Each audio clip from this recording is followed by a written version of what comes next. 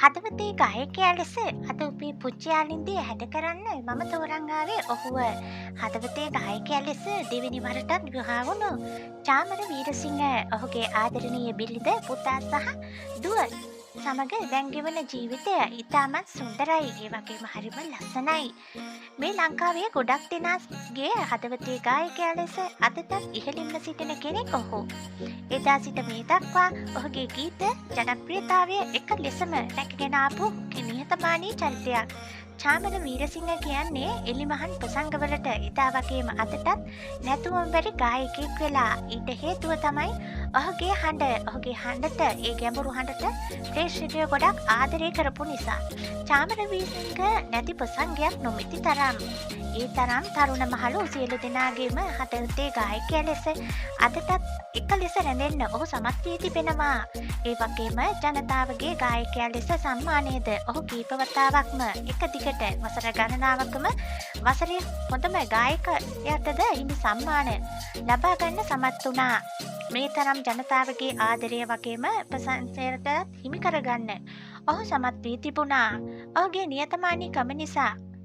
ඇත්තටම කියනවා නම් ඔය සුසුම් පවන් වගේම සඳට සඳේලියක් අඩිසියේ පාරගාව රෝස තොල්පෙති ඒ වගේම ඇතුගල් වෙහෙර වගේ ඉතාමත් ජනප්‍රිය ගීත ඔහු හඬින් ගායනා කරපු ගීත වනවා. ඒත් ගොඩක් ජනප්‍රිය ගීතයි.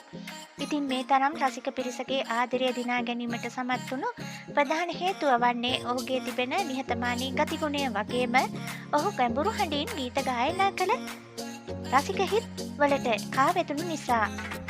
චාමර වීරසිංහ කියන්නේ ඉතාමත් නිහතමානී ඒ වගේම කිසිම ආඩම්බරකමක් නැති චරිතයක්.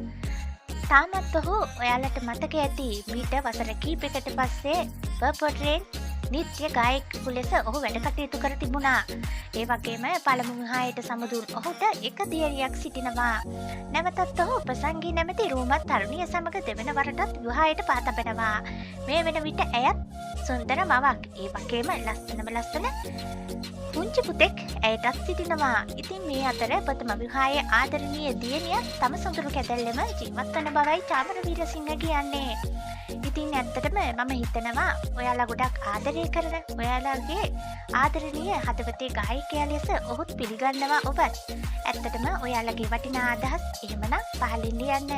අද මගේ වීඩියෝ එක හොඳයි කියලා හිතනවනම් යාළුවන් අතර ෂෙයා කරන්න. ඔයාලගේ පුංචි යාළුවන්ගෙන් නැවතත් එන්න මෙවැනි වීඩියෝ එකක් අරගෙන හැමෝම පරිස්සමෙන් ඉන්න. සුබ දවසක්.